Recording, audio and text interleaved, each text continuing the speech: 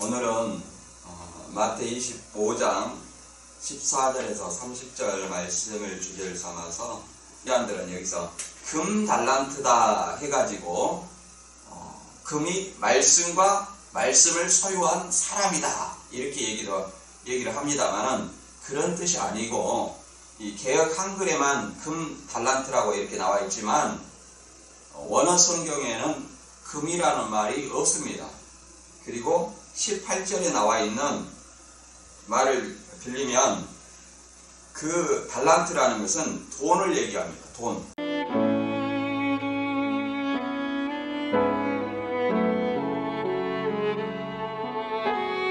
이 앞번에 이어서 천국을 달란트로 비유한 두 번째 비유를 알아보도록 합니다.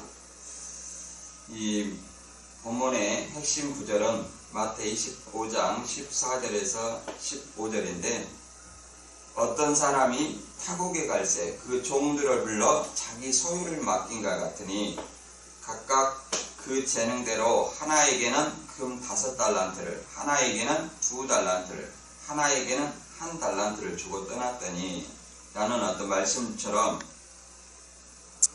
이 마태 25장의 14절부터 30절의 말씀은 마태 25장 1절부터 13절까지 재림하는 어떤 주님을 맞이해야 되는 성도의 어떤 자세 중에 두 번째 내용입니다. 주님이 이제 밤에 도적같이 오시는데 항상 깨어 있어라. 그런 어떤 말씀이 마태 25장 열천에 비유해서 등과 기름을 준비하는 슬기로운 5처녀처럼 항상 깨어 기도하고 주님을 맞이할 수 있도록 준비해라. 그런 사람이 주님을 맞이해서 혼인잔치에 들어간다. 이런 어떤 내용을 봤습니다. 이어서 주님을 맞이하는 어떤 종들의 자세에서 두 번째로 이제 주님을 맞이하기까지 어떻게 행동을 해야 되느냐, 그것이 달란트의 비유입니다. 우리 달란트의 비유는 많이 들어서 아시겠지만 이 달란트의 비유는 하늘나라, 그 천국을 달란트의 비유로 얘기를 했습니다. 주인이 떠나면서 각각 종들에게 하나는 5달란트, 하나는 2달란트, 하나는 1달란트 이렇게 맡겼다고 이렇게 얘기를 합니다. 그래서 각자 능력에 따라 또는 재능에 따라 이렇게 5달란트, 2달란트, 1달란트를 맡겼는데 이제 주인이 올 때까지 이 장사를 하라고 이렇게 달란트를 맡겼습니다. 근데 이제 두 사람은 달란트를 배로 남겼지만 그 중에 한 사람 1달란트 받은 한 사람은 달란트를 남기지 아니했다. 이런 어떤 말입니다. 이 말은 여러 가지 말이 있습니다만은 이단들은 여기서 금 달란트다 해가지고 금이 말씀과 말씀을 소유한 사람이다 이렇게 얘기를 합니다만은 그런 뜻이 아니고 이 개역 한글에만 금 달란트라고 이렇게 나와 있지만 원어 성경에는 금이라는 말이 없습니다. 그리고 18절에 나와 있는 말을 빌리면 그 달란트라는 것은 돈을 얘기합니다. 돈. 1달란트를 받은 사람이 땅을 파고 그 돈을 안전하게 묻어두었다 이렇게 얘기합니다. 땅을 파고 묻어두었다는 거예요. 뭐를? 돈을. 그래서 달란트라는 것은 돈을 얘기하는 겁니다. 그 당시에 돈은 또 은전이에요. 금도 아니고. 그래서 은화기 때문에 금이라는 말을 말씀이다 또는 목자다 이렇게 얘기하는 것은 맞지 않는 내용입니다. 그러면 이 말씀 속에서 어떤 우리한테 의미를 주고자 했는지 생각을 해봐야 됩니다. 주님께서 우리에게 주신 어떤 사명을 얘기를 하고 있는 거예요. 은사에 따라 각자 사명을 얘기를 하고 있는 거예요. 그래서 14절부터 30절까지인데 핵심 구절을 같이 읽어보도록 하겠습니다. 14절부터 28절까지만 읽어볼까요? 생략한 부분이 있는데 그건 생략하고 그냥 읽어보겠습니다. 14절부터 같이 읽어볼게요. 시작. 또 하늘나라는 마치 어떤 사람이 먼 나라로 길을 떠나면서 자기 동들을 불러 돈을 맡긴 것에 비유할 수 있다. 그는 각자의 능력에 따라 한 사람에게는 5달란트를, 한 사람에게는 2달란트를, 한 사람에게는 1달란트를 주고 여행을 떠났다. 5달란트를 받은 사람은 곧 그 돈으로 장사를 하여 5달란트를 더 벌었다. 2달란트를 받은 사람도 그렇게 하여 2달란트를 더 벌었다. 그러나 1달란트를 받은 사람은 땅을 파고 그 돈을 안전하게 묻어두었다. 얼마 뒤에 주인이 여행에서 돌아와 자기 돈을 세만하고 그들을 불렀다. 이번에는 1달란트 받은 사람이 와서 말하였다. 주인님, 저는 주인님이 씨를 뿌리지도 않은 곳에서 거두어드리고 심지도 않는 데서 모아드리는 인색하고 매정한 분이신 줄 잘 알고 있지요. 그래서 제가 이익을 남기더라도 빼앗아서 갈 것이므로 돈을 다만 땅속에 감추어 뒀다가 그냥 가지고 왔습니다. 그러자 주인은 그 종에게 호통을 쳤다. 이 악하고 게으른 놈아, 내가 나를 그런 매정한 사람으로 알고 있었다면 너는 적어도 내 돈을 이자놀이 하는 사람에게 맡겨 내가 이자를 받을 수 있도록 해줘야 할 것이 아니냐. 여봐라, 이자가 가진 돈을 빼앗아 10달란트를 가진 사람에게 주어라. 이렇게 말하고 있습니다. 이제 생략된 부분도 있고 그럽니다. 근데 이 말을 제가 현대어 성경으로 이렇게 읽어봤습니다. 현대어 성경을 읽어본 것은 개역 한글 가지고 자꾸 초점을 금이 무엇이냐 이렇게 얘기하는 사람이 있어요. 그리고 교주들이 자기가 이게 금이 뭐냐 뭐 이렇게 말씀과 목자다 이렇게 푸는 어떤 이 내용 속에서 풀이하는 해석하는 것이 중요한 것이 아니라 교주에게 예수님이 왔다면 재림했다면 이런 것을 해석할 필요가 없이 바로 결산을 해야 됩니다. 달란트를 남겼느냐 안 남겼느냐 그것이 중요하지. 이게 뭐 금이 성경에 나오지도 않는 금이 말씀이니 또 금이 목자니 이렇게 하고 얘기를 하는 것이 아니라 자기한테 예수님이 재림하면 달란트 남긴 사람한테는 말 그대로 어떻게 해야 돼요? 주인의 즐거움, 곧 천국에 참여하고 영생을 줘야 되고 그 다음에 달란트를 남기지 않는 사람은 쫓아내고 영벌을 받아야 되는 겁니다. 그런데 자기한테 예수님이 재림했는데도 불구하고 성경에도 없는 금이 말씀이니 목자니 이렇게 하는 것은 성경을 왜곡할 뿐 아니라 스스로 성경대로 자기가 출현하지 않았다는 것을 드러내고 있는 것입니다. 그래서 이 말씀 속에서는 어떤 의미를 얘기를 하냐면 주인이 오시기까지 곧 예수님이 떠나면서 자기 제자들에게 각각 은사대로 사명을 맡긴 걸 얘기를 하는 겁니다. 사명을 맡겼어요. 그 사명의 그 은사나 사명은 각각 달라요. 다르다는 걸 얘기를 하고 있습니다. 그것을 5달란트, 2달란트, 1달란트로 비유한 거예요. 각각 받은 사람의 사명이 다 달라요. 은사에 따라서. 그러나 중요한 것은 은사에 따른 어떤 사명이 다르더라도 얼마나 예수님이 오시기까지 충성되게 일했느냐 안 했느냐 이걸 말하고자 하는 거예요. 예수님이 왔을 때 충성되게 일했느냐 안 했느냐 이 잘하였다 충성된 종아 그 다음에 일하지 않은 1달란트 받은 사람은 이 악하고 게으른 종아 이렇게 말하고 있습니다. 그리고 그 악하고 게으른 종은 어떤 사람이냐 보면 주인이 어떤 사람인지 알지 못했다는 거예요. 주인을 오해하고 있었죠.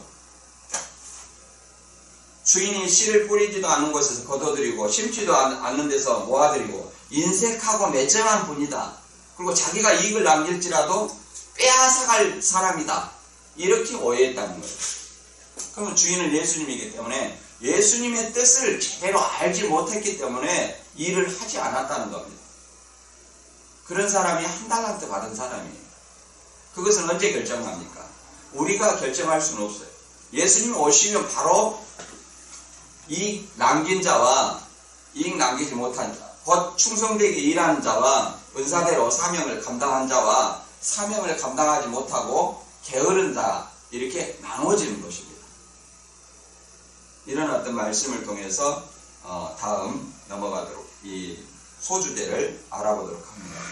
이 소주제 두 개 정도로 나눠봤는데요. 주인이 소유를 종에게 재능대로 맡겼는데 이 재능대로 맡긴 이 달란트가 무엇이냐? 예를 들어서 이 달란트의 포인트가 있지 아니하고 말 그대로 재능이 뭐냐, 요것에 또는 금이 뭐냐, 이것에 포인트가 있는 것이 아니에요. 그리고 두 번째, 주인의 뜻을 아는 자와 그 다음에 알지 못하는 자, 이 차이가 결국은 사명을 충성되게 일했느냐, 충성되게 일하지 않느냐, 이런 결과로 나온다는 거예요.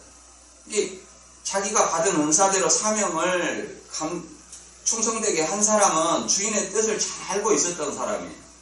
그러나 한 달란트 받은 사람처럼 주인의 뜻을 오해하고 있는 사람은 자기의 은사에 따라 받은 사명을 게을리한 사람이에요. 이 차이에 대해서 우리가 이제 알아보도록 합니다.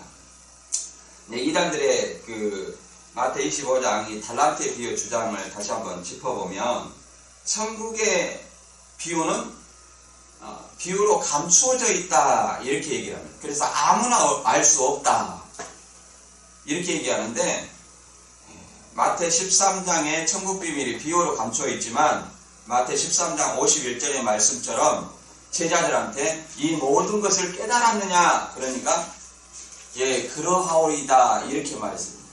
이미 깨달은 사실이에요.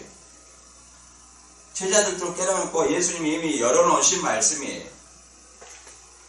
그리고 이제 두 번째 개역 한글에 금 달란트라고 하니까 이 금에 초점을 맞춰가지고 금을 말씀과 말씀을 소유한 사람이다 이렇게 얘기를 합니다. 물론 원어에는 기록되지 않았어요. 개역 한글만 기록되어 있고 개역 한글을 보더라도 18절에 그 금을 감춰놨다는 것이 아니라 주인이 받은 그 돈을 감춰놨다는 거예요. 한 달란트 받은 사람이. 그래서 금이 초점이 된 것이 아니다. 물론 금이 말씀이다, 말씀을 소유한 사람이다 이렇게 얘기를 하는 것은 그 이단들의 그 비유풀이 하는 어떤 공식 때문에 그럽니다. 모든 것을 말씀과 목사로 풀기 때문에 이것도 뭐예요? 하나님의 금이다. 예수님이 주신 금이다. 그러면 예수님의 말씀과 예수님의 말씀을 소유한 사람이다. 이렇게 해석하면 이미 결론이 나와 있어요. 그런 어떤 단순한 말씀과 목자로 풀이하는 이 비유의 말씀이 아닙니다. 그리고 달란트 장사의 어떤 결산, 회계는 언제 하느냐? 주인이 와서 하는 겁니다. 주인이 와서. 예수님이 재림하면 영생과 영벌로 가르고 달란트를 남긴 자, 곧 충성되게 일한 자와 충성되게 일하지 않는 자 이렇게 가르는 거예요. 그런데 중간에 이자를 받는다고 돈을 받거나 이런 것은 전혀 잘못된 얘기예요. 그 중간에 이자 받으려면 이자를 받는다면 그 사람이 이미 약한 사람인데 바깥에 내쫓아야지 왜 이자를 받습니까? 이자를 받을 것이 아니라 이자라고 110만 원씩 받을 것이 아니라 바깥에 내쫓아야 돼요. 그리고 영생과 영벌도 줘야 돼요. 그런 어떤 성경을 부분적으로 차용해서 말도 안 되는 얘기를 하면 안 된다. 그 이단들이 성경을 오용한 것이다. 이게 중요한 것은 자기한테 맡긴 달란트를 남겼냐 안 남겼냐 이런 어떤 비유이고 은사에 따라서 사명이 각각 달라요. 우리가 각각 재능이 다르듯이. 그러면 이것의 핵심은 주인이 올 때까지 얼마나 자기가 받은 은사에 따라 받은 사명에 충성했느냐 안 했느냐 여기에 포인트가 있는 거예요. 달란트의 숫자가 중요한 것이 아니라 재능이 많고 적음이 아니라 은사가 많고 적음이 아니에요.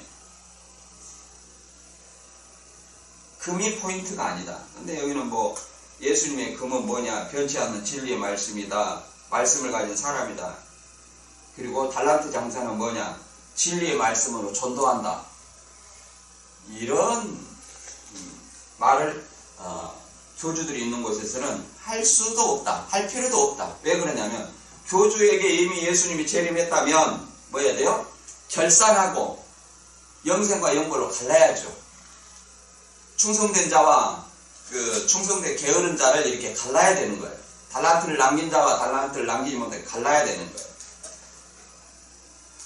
이 주재림을 준비하는 어떤 성도의 자세 중에 천국 비유를 이제 세 가지로 얘기를 했는데요. 마태 25장을 세 가지로 얘기했는데, 첫 번째는 열처녀의 비유.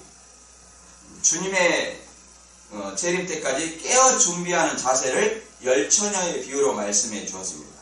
그래서 시한부를 정하면 안 되는 거예요. 그리고 두 번째, 주인이 언제 올지 모른다는 거예요. 더디 온다는 거예요. 그리고 두 번째는 이 달란트 비유입니다. 재림을 준비하는 성도의 자세 중에 달란트 비유를 얘기를 했습니다. 주인이 재능에 따라 은사에 따라 맡긴 사명을 주인이 올 때까지 얼마나 충성되게 일했느냐 안 했느냐, 이걸 달란트를 남겼느냐 안 남겼느냐 이렇게 설명하고 있는 겁니다. 세 번째는 양과 염소의 비유예요. 양과 염소의 비유는 주인이 올 때까지, 예수님이 재림할 때까지 예수님의 말한 형제 사랑의 계명을 실천했느냐 안 했느냐, 이것이 포인트입니다. 최근에는 이 냉수 한 그릇이라고 해가지고 돈을 걷는다고 들었어요. 근데 이게 냉수를 얘기를 하는 것이 아닙니다. 그 교주한테 말 그대로 예수님이 왔다면 냉수를 얘기할 것이 아니라 양이냐 염소냐 이렇게 가르는 것이 중요한 것이지, 거기서 냉수 한 그릇을 대접했느냐 안 했느냐 이렇게 돈을 그 명목으로 냉수값이다 이렇게 돈을 걷는 것이 아니다. 이 천국 달란트 비유는 주인이 타국에 가면서 종들에게 자기 소유, 주인의 소유를 각각 재능대로 나눠준 겁니다. 한 사람에게는 5달란트, 한 사람에게는 2달란트, 한 사람에게는 1달란트를 주고 떠났어요. 그래서 주인이 올 때까지 장사해서 이윤을 남기라고 명한 것입니다. 그래서 종들이니까, 주인의 종들이니까 주인이 명한 장사를 해야 돼요. 그래서 주인이 돌아와서 결산을 하게 됩니다. 종들을 불러 장사를 어떻게 했냐고 결산하고, 열심히 충성되게 한 종과 게으른 종을 구별하여 주인이 많은 것을 남기는 사람에게 주인의 즐거움에 참여하고 게으른 종은 쫓아낸다는 것을 이렇게 비유로 설명한 것입니다. 이것은 뭘 비유한 거냐? 예수님께서 승천하시면서 제자들에게 각 은사에 따라서 할 일 곧 사명을 맡기시고 승천하셨다가 이 땅에 다시 재림주, 심판주로 오셔서 상과 주실 것을 묘사한 것이라 말할 수 있습니다. 근데 이런 것이 이제 뭐 금의 포인트를 둔 것이 아니라는 것을 다시 한번 말씀드리고, 이 그림을 보시면 여기 나와 있는데, 주인이 떠나갈 때 이제 종들에게 내가 다녀올 때까지 능력대로 일을 잘해라, 내 주인님이었습니다. 그러니까 종은 주인이 시킨 대로 하는 거예요. 그러니까 예수님의 종이라면, 예수를 믿는 사람은 예수님이 자기한테 준 은사대로 사명을 예수님 오실 때까지 다 하는 거예요. 내 사명이 크건 작건 그건 중요하지 않아요. 달란트를 많이 받았건 적게 받았건 그건 중요하지 않다. 이제 본문 읽어보면서 설명하도록 하겠습니다. 마태 25장 14절과 15절을 읽어보면, 또 어떤 사람이 타국에 갈새 그 종들을 불러 자기 소유를 맡긴과 같으니 각각 그 재능대로 하나에게는 금 5달란트를, 하나에게는 2달란트를, 하나에게는 1달란트를 주고 떠났더니 이렇게 말합니다. 그러니까 예수님이 승천하시는 어떤 모습을 어떻게 비유했냐? 어떤 사람이 타국에 갈 때 그 종들을 불러 소유를 맡겼다는 거예요. 각각 5달란트, 2달란트, 1달란트 이렇게 맡겼다는 겁니다. 맡기고 떠났다는 거예요. 그러면 이건 어떤 비유냐? 마태 25장 1절에서 말씀처럼 천국의 비유예요. 천국을 열처녀의 비유로 말하고 달란트의 비유로 말하고 양과 염소의 비유로 얘기를 하는 겁니다. 이것을 이해를 돕기 위해서 현대어 성경을 통해서 한 번 더 읽어보겠습니다. 14절과 15절입니다. 하늘나라는 마치 어떤 사람이 먼 나라로 길을 떠나면서 자기 종들을 불러 돈을 맡긴 것에 비유할 수 있다. 그는 각자의 능력에 따라 한 사람에게는 5달란트를, 한 사람에게는 2달란트를, 한 사람에게는 1달란트를 주고 여행을 떠났다. 이렇게 얘기를 합니다. 자, 뭘 비유한 거예요? 하늘나라는 이렇게 비유합니다. 현대에서요. 천국을 이렇게 비유한 거예요. 그리고 달란트를 맡겼다고 했는데 여기서는 길을 떠나면서 자기 종들을 불러 뭘 맡겼어요? 돈을 맡긴 것에 비유할 수 있다. 이게 달란트는 뭘로 지금 표현하고 있어요? 돈으로 말하고 있는 거예요. 돈을 맡겼는데 어떻게 맡겼냐?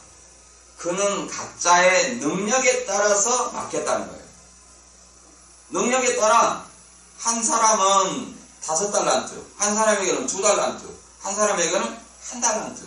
이걸 우리가 어떻게 이해를 해볼 수 있냐면 우리가 어떤 회사에서 말 그대로 프로젝트가 하나 있다고 칩시다.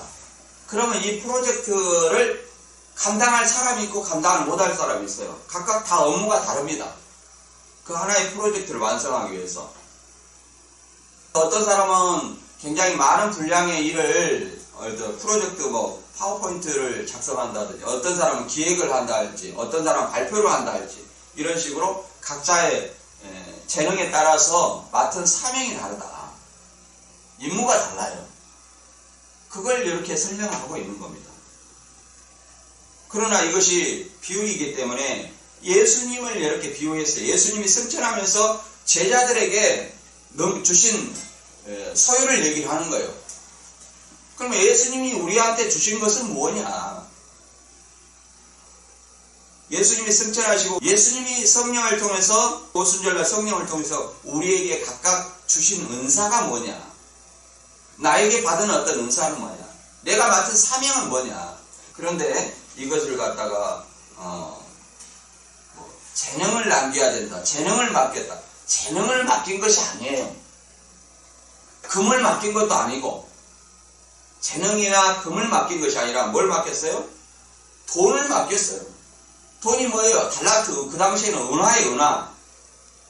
마태 25장 18절에도 개관글에 이렇게 나와 있습니다. 한 달란트 받은 자는 가서 땅을 파고 그 주인의 돈을 감추어 두었더니. 자, 그러면 1달란트 받은 사람이 뭘 감췄어요? 돈을 감췄죠? 받은 것은 뭐예요? 돈. 그러면 5달란트, 2달란트, 1달란트란 말은 뭐세요? 돈이 많고 적음이에요. 돈이 많고 적음.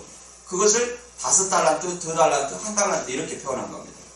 여기서 돈이라는 것은 아르케리온이라는 어떤 헬라어인데 이것의 뜻은 본래 은이에요. 당시 쓰던 화폐 은화를 얘기하는 겁니다.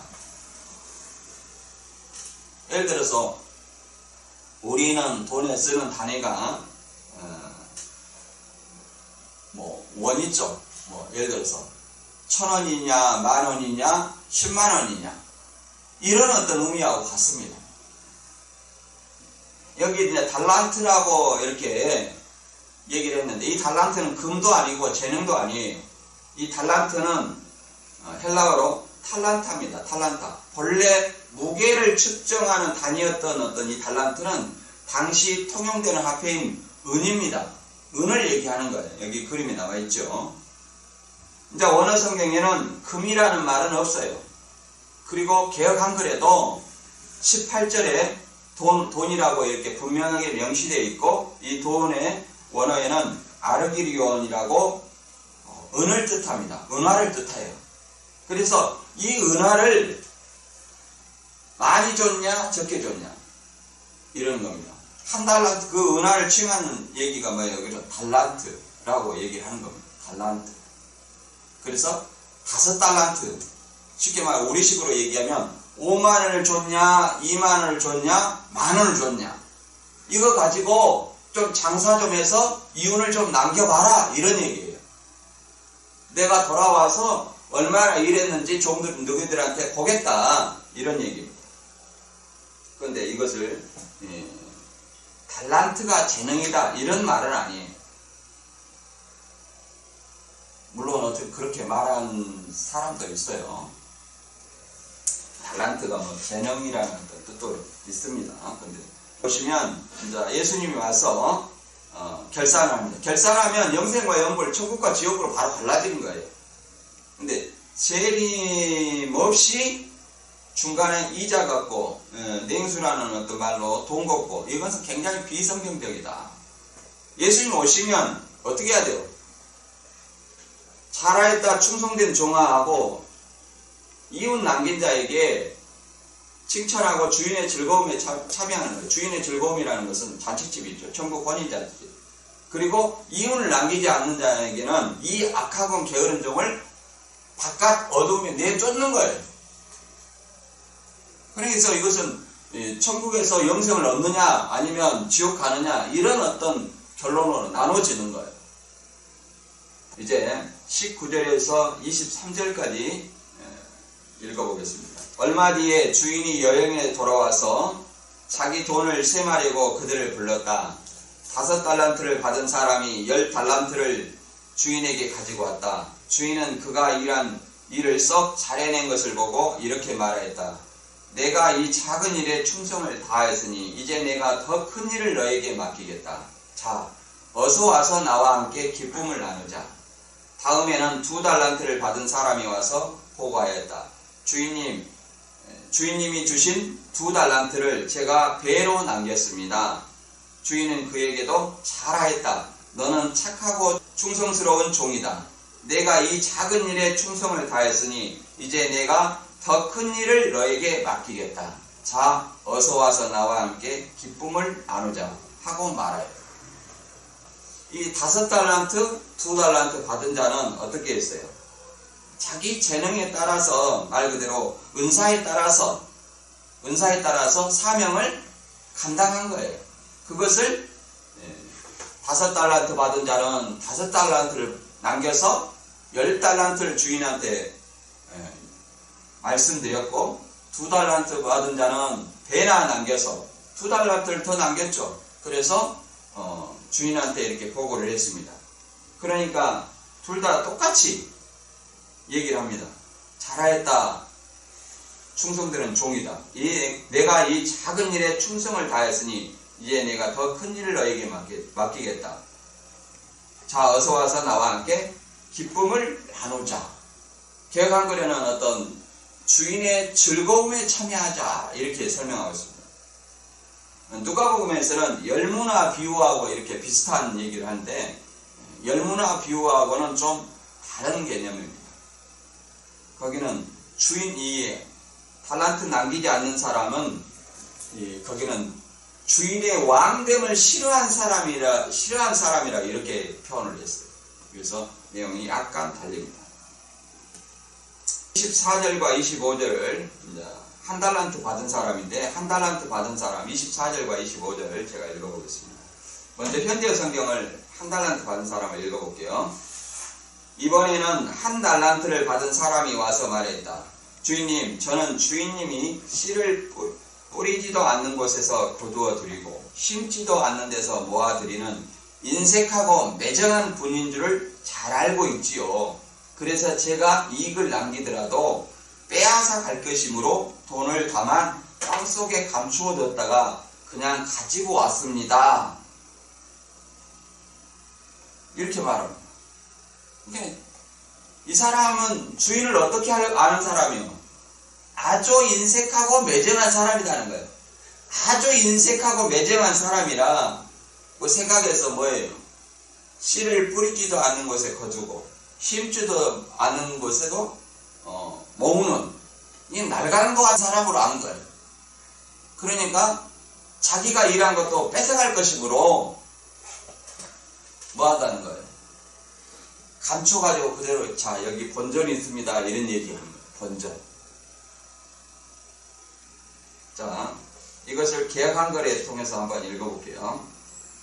한 달란트 받았던 자도 와서 가로되 주여 당신은 굳은 사람이라 심지 않은 데서 거두고 해치지 않는 데서 모으는 줄 내가 알았으므로 두려워하여 나가서 당신의 달란트를 땅에 감추어 두었나이다.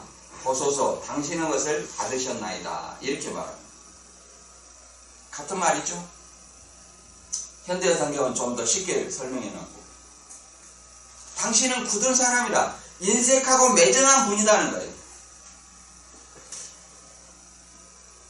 심지 않은 데서 거두고 뿌리지 않는 곳에서 해치지 않는 것에서 모은다는 거예요.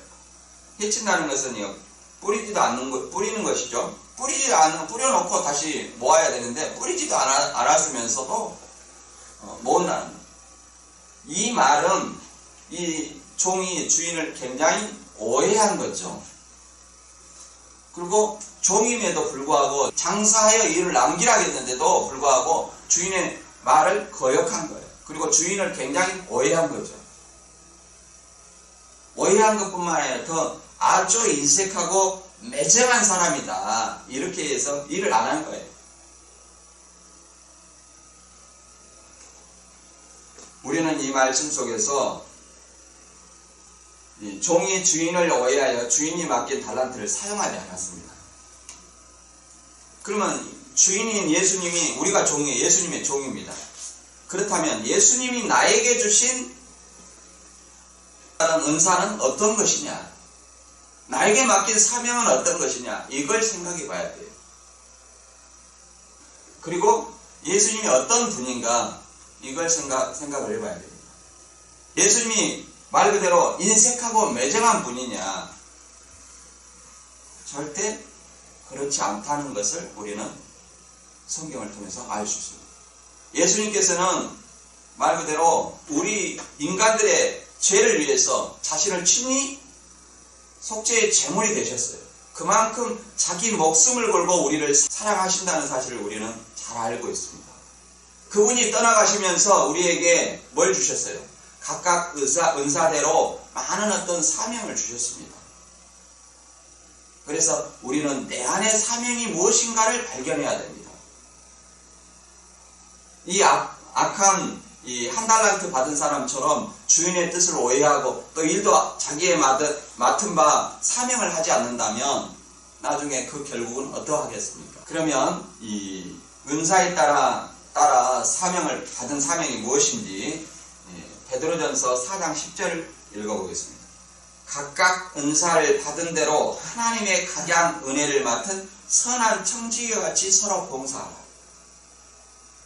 이렇게 은사를 받은 대로 그러잖아요. 은사를 받은 대로 하나님의 각양 은혜를 맡은 선한 청지기와 같이 서로 봉사하라. 이게 봉사의 사명은 봉사를 하는 거예요. 선한 청지기와 같이. 그리고 로마서 12장 6절에서 8절 보면 우리에게 주신 은혜대로 받은 은사가 각각 다르니 이렇게 말합니다. 주인이 종들에게 각각 다른 분량의 달란트를 주었어요. 5달란트, 2달란트, 1달란트 이렇게 각각 다른 달란트의 분량을 주었지만 우리에게도 받은 은사가 각각 같아야 달라요. 다르다는 거예요. 은혜대로 받은 은사가 각각 다르니 혹 예언이면 믿음의 분수대로 혹 섬기는 이면 섬기는 일로 혹 가르치는 자면 가르치는 일로 혹 권위 있는 자면 권위 있는 일로 혹 구제하는 자는 성실함으로 다스리는 자는 부지런함으로 긍휼을 베푸는 자는 즐거움으로 할 것이니라 이렇게 말하고 있습니다. 그럼 나의 어떤 사명은 뭐냐? 내가 받은 은사는 어떤 것이냐? 이걸 생각해 봐야 됩니다. 고전 12장 4절에서 6절을 읽어보면 같은 말입니다. 은사는 여러 가지나 성령은 같고 직임은 여러 가지나 주는 같으며 역사는 여러 가지나 모든 사람 가운데서 역사하는 하나님은 같으니 이렇게 말하고 있습니다. 은사는 이렇게 달라요. 여러 가지로. 직임도 여러 가지 달라요. 우리의 사명도 다르다는 거예요. 그러나 한 주시고 한 성령이다는 거예요. 성령이 주신 은사에 따른 사명이 각각 다르다 이렇게 설명을 하고 있습니다. 그것을 이제 쭉 읽어보면 우리 몸의 지체를 가지고 설명하고 있어요. 자, 눈의 역할을 하고 그 다음에 귀의 역할을 한 사람이 있고 입의 역할을 한 사람이 있고 머리의 역할을 한 사람이 있고 손의 역할을 한 사람이 있고 발과 다리의 역할을 한 사람이 있어요. 각각 따로따로 놀면 안 됩니다. 교회 공동체 안에서. 어떻게 해야 돼요? 서로 손과 눈과 입과 발이 협력해서 이 공동체를 이끌어 나가는 거예요. 자기 맡은 바 은사에 따른 사명을 가지고 이걸 달란트로 비유했는 거예요. 그 맡은 바 은사에 따른 사명을 가지고 얼마나 주인이 오실 때까지 자기 맡은 바 사명을 다 했느냐, 다 하지 못했느냐 이렇게 말하고 있습니다. 마태 25장은 26절에서 30절까지 읽어보고 말씀을 정리하겠습니다. 그러자 주인은 그 종에게 호통을 쳤다. 이 악하고 게으른 놈아, 내가 나를 그런 매정한 사람으로 알고 있었다면 너는 적어도 내 돌을 이자놀이하는 사람에게 맡겨두어 내가 이자라도 받을 수 있도록 해주어야 할 것이 아니냐. 여봐라, 이자가 가진 돈을 빼앗아 10달란트를 가진 사람에게 주어라. 자기에게 주어진 것을 잘 활용하는 사람은 더 많이 받아서 풍족하게 될 것이고 책임을 다하지 못하는 사람은 가지고 있는 것마저 빼앗길 것이다. 이 무익한 종을 바깥 어두운 데로 내어 쫓으라. 거기서 슬피 울며 이를갈미 있으리라 하니라. 이렇게 말합니다. 이 한 달란트 땅에 묻어두어가지고 한 달란트 받은 것을 그렇게 주인한테 한 달란트. 자, 주인은 인색하고 매정한 분이라 이렇게 내가 그대로 가져왔습니다. 이렇게 얘기를 하는 거예요. 그러자 주인이 뭐라고 그랬어요? 종에게. 이 악하고 게으른 놈아. 그러니까 주인이 종에게 일 시켰으면 일을 해야 되는데 일도 안 하고 그냥 종이라고 있는 거예요. 그러니까 이걸 어떻게 볼 수 있냐? 무늬만 신앙인 거예요. 무늬만 신앙인. 어떤 사람을 생각해 볼 수 있냐면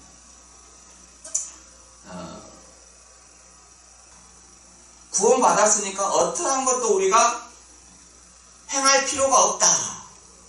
이렇게 말하는 사람을 가끔 봅니다. 그래서 어떤 사명이나 자기 어떤 맡은 바를 할 필요가 없다. 이렇게 말하는 사람들을 가끔 봅니다. 이거는 율법의 행함을 얘기하는 것이 아니에요. 예수님이 승천하면서 우리에게 주신 은사에 따른 사명이기 때문에 율법의 행함을 얘기를 하고 있는 건 아니에요. 구원받은 자의 행함을 얘기하고 있는 거예요. 그런데 간혹 천국은 다른 당상이니까 나는 아무 일도 안 해도 된다. 내가 어떤 죄를 지어도 괜찮다. 이렇게 말하는 사람을 봤어요. 그 사람은 제가 볼 때는 무늬만 신앙이에요. 쉽게 말해서 여기서 말하는 한 달란트 받은 사람입니다. 예수님이 와서 어떻게 하겠습니까? 이 악하고 게으른 놈아, 내가 나를 그런 매정한 사람으로 알고 있었냐? 이렇게 말할 거예요. 그 사람은 주인을 어떻게 했어요? 주인을 오해한 거예요. 주인을 오해했어요. 예수님이 성경에 기록한 이런 말씀의 뜻을 제대로 알지 못하고 주인을 오해한 거예요. 그래서 이 무익한 종을 바깥 어두운 데로 내어 쫓으라. 거기서 슬피 울며 이를갈미 있으니라. 이렇게 얘기합니다. 주인의 뜻을 알아서 행하는 사람. 결국은 제가 봤을 때 이 한 달란트 받은 사람도 주인의 뜻을 알지 못해서 나태하지 않았느냐. 자기의 사명을 감당하지 않았지 않느냐. 이런 생각을 합니다. 주인의 뜻을 알고도 행치 않는, 행함을 부인하는, 구원받은 자로서 행함을 부인하는 어떤 그런 사람들, 무늬만 신앙인, 한 달란트 받은 사람 같은 사람에 대해서 고전 3장 10절에서는 잘 설명하고 있습니다. 내게 주신 하나님의 은혜를 따라 내가 지혜로운 건축자와 같이 터를 닦아둠에 다른 네가 그 위에 세우나 그러나 각각 어떻게 그 위에 세우기를 조심할지니라. 이 닦아둔 것 외에 능히 다른 터를 닦아둘 자가 없으니 이 터는 곧 예수 그리스도라. 만일 누구든지 금이나 은이나 보석이나 나무나 풀이나 집으로 이 터 위에 세우면 각각 공력이 나타날 터인데 그 날이 공력을 밝히리니 이는 불로 나타내고 그 불이 각 사람의 공력이 어떠한 것을 시험할 것입니다. 만일 누구든지 그 위에 세운 공력이 그대로 있으면 상을 받고 누구든지 공력이 불타면 해를 받으리니 그러나 자기는 구원을 얻되 불 가운데서 얻은 것 같으니라. 이렇게 설명하고 있습니다. 이 말은 무슨 말이냐면 내게 주신 하나님의 은혜를 따라, 그렇죠? 은혜가 각 달라요. 내가 지혜로운 건축자와 같이, 사도 바울이 지혜로운 건축자와 같이 터를 닦아뒀다는 거예요. 그 터는 누구예요? 11절에 이 터는 예수 그리스도라는 겁니다. 여기서 말하는 것은 예수 그리스도를 믿는 사람, 예수 그리스도를 믿는 사람을 얘기하는 거예요. 이 터가 예수 그리스도니까. 그러나 11절에 이 닦아둔 것 외에 예수 그리스도 터 말고요, 능히 다른 터를 닦아줄 자가 없으니, 다른 터는 누구예요? 다른 예수를 얘기합니다. 오늘날 수많은 교주들이 예수님의 영이 자기한테 임했다. 이런 사람들은 뭐예요? 예수 그리스도의 터가 아니라 다른 사람의 터예요. 그들은 이긴 자니 새 요한이 얘기하니까 이긴 자의 터고 새 요한의 터예요. 새 요한을 사칭하고 이긴 자를 사칭하는 그런 사람의 터예요. 이는 예수 그리스도의 터가 아니기 때문에 그 사람들은 이 말씀의 적용 대상도 되지 않습니다. 근데 우리 예수 믿는 사람을 대상으로 하는 얘기예요. 예수 믿는 사람은 이렇게 얘기합니다.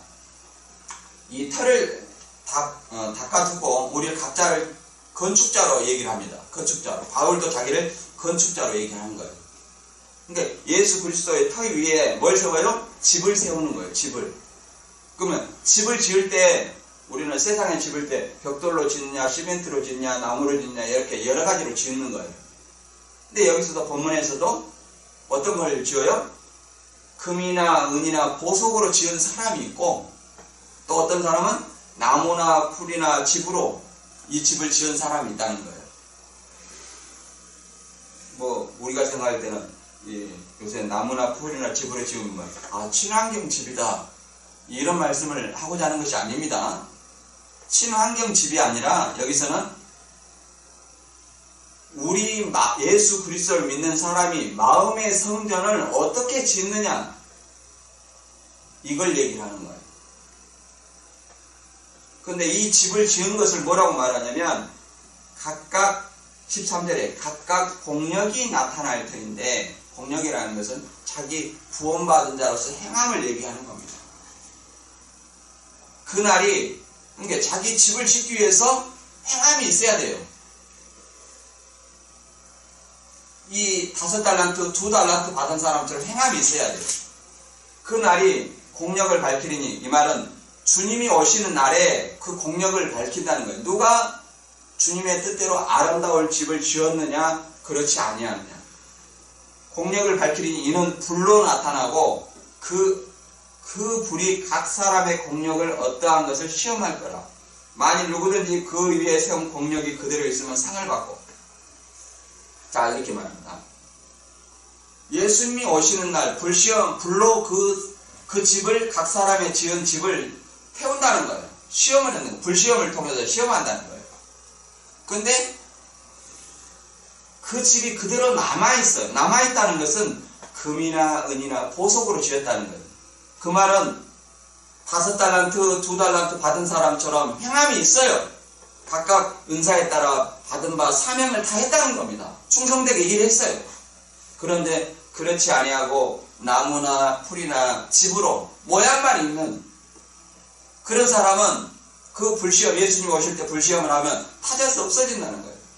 그런 사람은 어떻게 됩니까? 남아있는 사람은 상을 받지만 이건 구원하고 관계없는 일이에요. 상하고 관계있는 거예요. 상급하고 관계있는 거예요.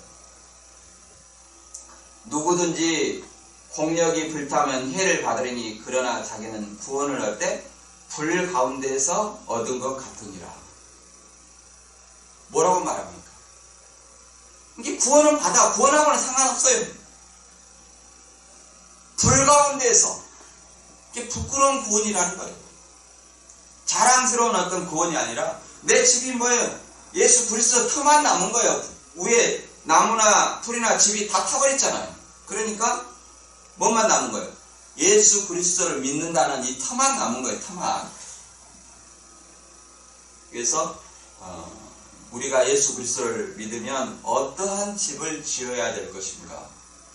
주님 앞에서 말 그대로 5달란트, 2달란트, 1달란트 이 어떤 얼마나 많은 달란트 재능대로 은사를 받았느냐 이것이 중요한 것이 아니라 그 은사대로 받은 사명을 얼마나 충성되게 했느냐 안 했느냐 이것에 따라서 우리가 달라진다는 거예요.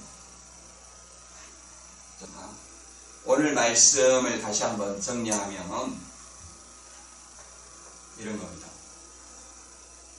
예수님은 하늘나라를 천국을 열천열 비유로 말씀하시고 또 달란트 비유로 말씀했습니다.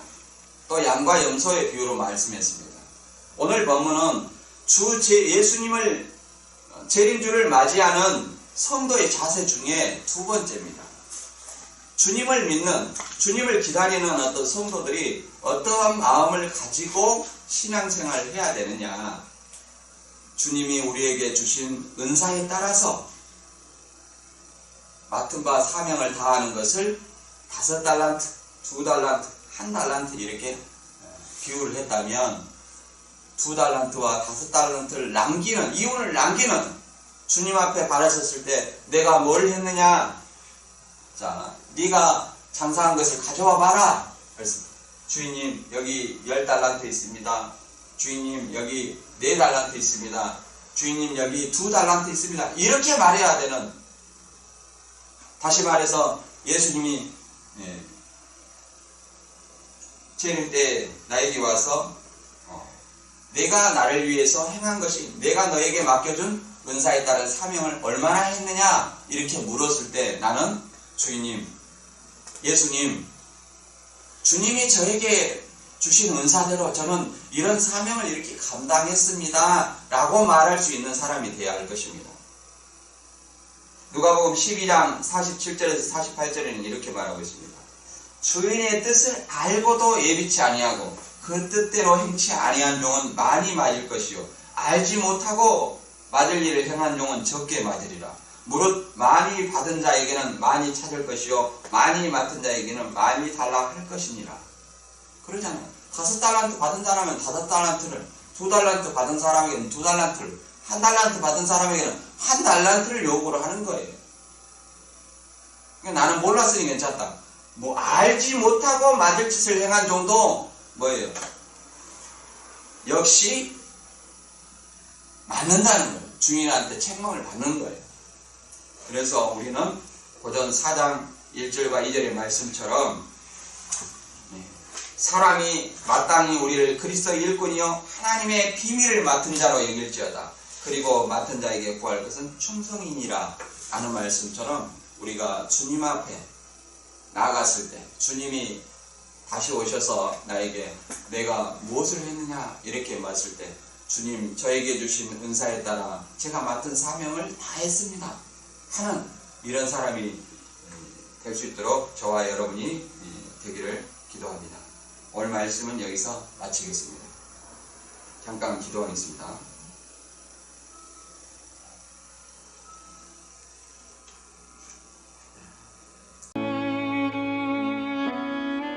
이단대처에 동참한다면 구독과 좋아요, 알람으로 공유해주세요.